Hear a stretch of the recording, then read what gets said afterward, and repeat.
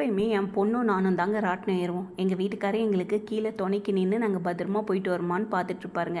இப்போது நானும் அந்த வேலையை பார்க்க ஆரம்பிச்சிட்டேன். ஏன்னா எனக்கு உடம்பு சரியில்லாததுனால என்னால் ராட்டினம் ஏற முடியல. அதனால் என் பொண்ணு வந்து அவங்க ஃப்ரெண்டை வர வச்சுருந்தாங்க.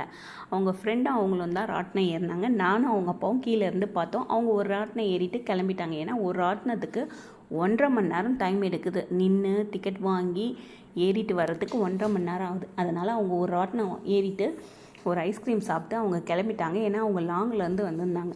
அதுக்கப்புறமா வந்து சரி நாங்கள் சுற்றி பார்க்கலாம்னு சொல்லி நினச்சிட்டு நாங்கள் வந்து எங்களுக்கு தேவையானது, எனக்கு கடும்புனா ரொம்ப பிடிக்கும். அதுக்கப்புறம் வந்து இந்த ஆல்வேலி கிழங்கு சிப்ஸ்னால் பிடிக்கும். இது ரெண்டும் வாங்கி சாப்பிட்டுருந்தோம். எங்கள் ஹஸ்பண்ட் காலிஃப்ளவர் பக்கோடா, பஜ்ஜி அதெல்லாம் வாங்கி சாப்பிட்டுருந்தாங்க.